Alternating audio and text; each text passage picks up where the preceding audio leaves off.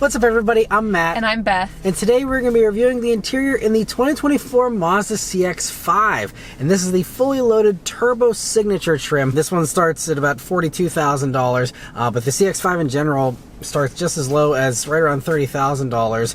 And this interior is really impressive. The impressive thing about it to me is the fact that this vehicle's been around since like the 2018 model year.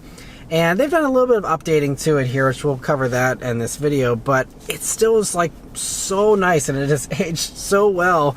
And I think it just still, works really well. Yeah, honestly, I love the materials in here as well. It just feels so luxurious while not being a luxury brand. So being inside it, you feel like everything's a little bit more expensive, a little bit more thought about. Yeah, it's just so plush, and like even like the metal on the knobs and everything, it's just so many nice touches. And yeah, I agree. I think Cliff Notes here, it's the most luxurious vehicle in this segment, and if you want something that feels luxury car without luxury car pricing, this is the way to go. But anyway, getting into the basics here. First thing, sitting down in these seats, this one being the Signature has this Napa leather material on the seats, and it's this like Caturra brown, they call it. It almost looks like black, but very, very dark brown. But I love the contrast stitching on it, and here in these top trims, they're heated and ventilated seats. They're memory seats as well, and they're pretty soft and comfortable. I don't think they're the most amazing seats in the world, but I think they're, pretty good and comfortable, and I have no real complaints. Yeah, and with the passenger, you get all the power controls as well, so I think that that's really good. One thing I will nitpick about this brown leather is that I feel like you can definitely tell that it's brown up against the black, but it's just ever so slightly, I don't know, it looks like it's like off black, almost like when you wash a black shirt so many times that it kind of just turns a weird color of black. Like it's almost like a shade of black, which is very interesting because like right next to all of this black plastic over here, you can tell,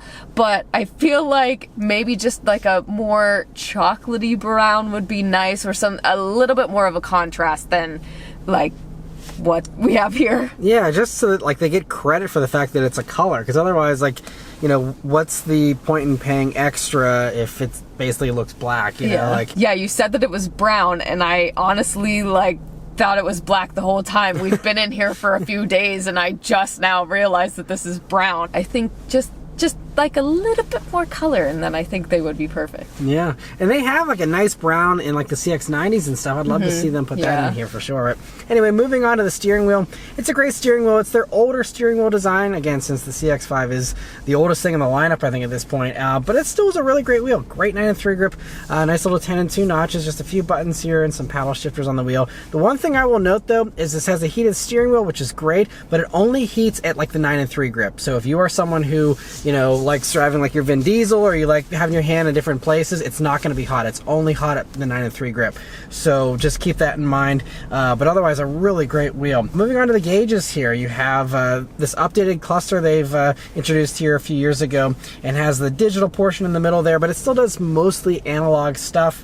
There's no real customization there, and that's kind of a missed opportunity because other companies do more customization in those kind of cluster setups. But the thing with this is that, Mazda doesn't want there to be any distractions. They're very adamant on not having any unnecessary information, so it's just the basics there and that's it. Yeah, so if you love that simplicity, I think that it's great. I mean, yes, it's nice to have the newest tech and everything else, but if that's not something that's on your list, then this is perfect. Yeah, and there's also a head-up display here, only on these top trims as well.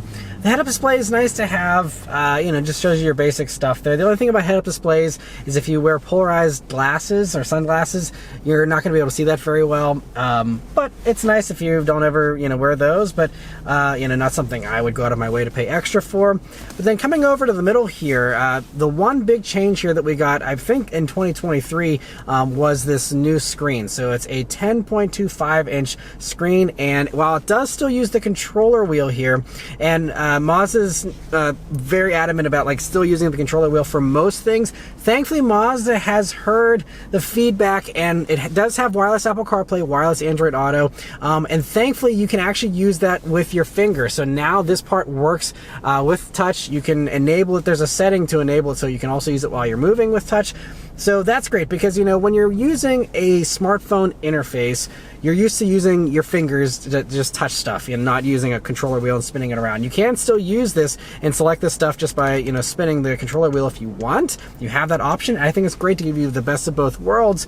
But I'm so happy that we finally have CarPlay that just works with your normal fingers, and this is not too far of a reach, so it's easy to use with a touch. And then whenever you have to use Mazda's system, everything's pretty logically arranged. Once you hit your little favorites button, having all your favorites stored for radio stations, all these types of things, once you have all that set, it's really a breeze to work through the system, and I don't think you should let the controller wheel put you off too much. It's really not that bad. Yeah, I had a controller wheel in my previous Mercedes, and I actually loved it. I love that that's in here too, because for some reason I think it's nice to be able to have the option of using this if you don't want to be reaching up towards the screen while you're driving. So I think it's a little bit less of thinking about it with the click wheel, but it's still great to have the option of touch. Yeah, and I honestly, this week when I've been driving, I've really kind of gotten used to just using this and just doing a quick, a couple little turns of this. It's actually, I like it. It grows on me every time I'm in a Mazda. Little by little, it gets better and better, I think, and so I do really like it. Also, this one is hooked up to a Bose stereo. That is something you only get in these upper trims. You can get it on some lower trims, but it's not standard or anything. But it's a really fantastic stereo. Bose stereos and Mazdas are some of the best stereos in their segment, and I'd say this is probably the best sounding stereo in this, mainstream compact crossover segment. It sounds so good, fantastic clarity, and really well done. Moving down, you have just these days a wonderfully simple just climate control setup here. Other companies are shoving everything into the screen and getting rid of all the buttons and knobs. We still have a good assortment of buttons and knobs, but they're logically arranged. They're nice and easy to use. Again, wonderful little click sounds, from all the knobs, and the resistance of everything just feels so good. Mazda really obsesses over those details, and it really shows. And sometimes having physical buttons, I think, is also really great, because you don't have to think about let me press into the menu and then go here and then there and then the other place just to turn down the air a little bit. I think that it's nice to be able to have these buttons at the ready. Yeah, and it's just, I think the theme here that I've been picking up on this week with the CX-5 is that, yes, this vehicle is dated, but I honestly think that the dated status of it actually is a perk these days, because I think that a lot of people don't love how things are changing in some of these car interiors, and I think that all the things that are old about the CX-5 actually give it charm and more appeal now than I think it had even 5 years ago. Yeah, I think we're getting very nostalgic here. Yeah, no, it's just, I don't know, I just wasn't expecting to like this interior as much as I did this week. It's no wonder that this is still the best-selling vehicle for Mazda, because they really nailed this generation of CX-5, and it seems like buyers agree. And for some of my friends that love my feedback on this, there is piano black plastic right by the shifter. This is probably 6 inches of piano black plastic. There's already lint on it. There's already scratches on it. I don't know how long this car has been in the fleet, but I will say that's a ding from me. 100%. Yeah, it's because they have regular plastic right here. They could have just done the same thing and added onto it. And they also put the only other place you see it is on the window switch area. I didn't see that. And that's also again, another that's a high touch point. Yeah. And there's already scratches and stuff on it. And yeah, so it'd be nice if they had something a little more durable. Because there. they do up front here have this fake wood look here. I think it actually is true wood on the signature. Okay, here. I'm so sorry. This is whatever wood this is. This could be easily placed right by the shifter. 100% turn up the aesthetic and the luxury of this car. Also adding that right on the door, next to all of those touch points.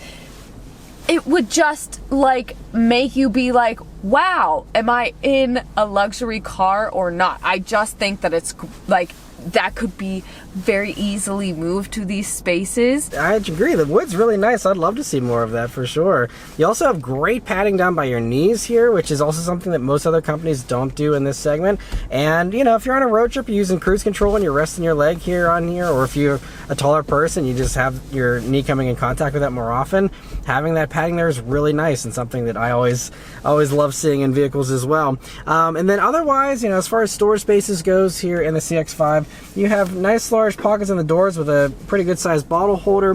You have your 2 cup holders, which are a little far back. Most other vehicles these days have them up front, you know, a little bit further. Yeah, I honestly don't love them back here because all the times we've had drinks in this car, I feel like I'm like reaching back and it's awkward. So I would love them if they were in the front. Yeah, and like we had a tall drink last night with a straw, and my elbow kept bumping the straw while I was going over to the armrest.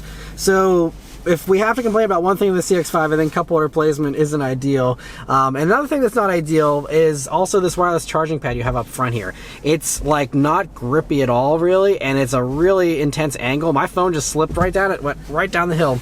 It wasn't even like holding on there, and while it was on there, it still didn't even charge very well. Just a horrible wireless charging pad integration. Many other companies do it much, much better with a shelf or a pocket or something to hold it in place.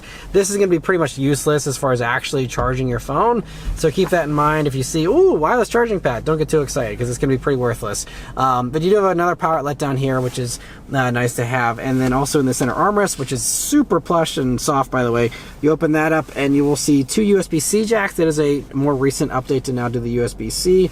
And you also have another power outlet in there and a little shelf and some good storage in there. And so, you know, really nice up front here. Moving on to the back seat though in the CX-5, it's a good amount of space.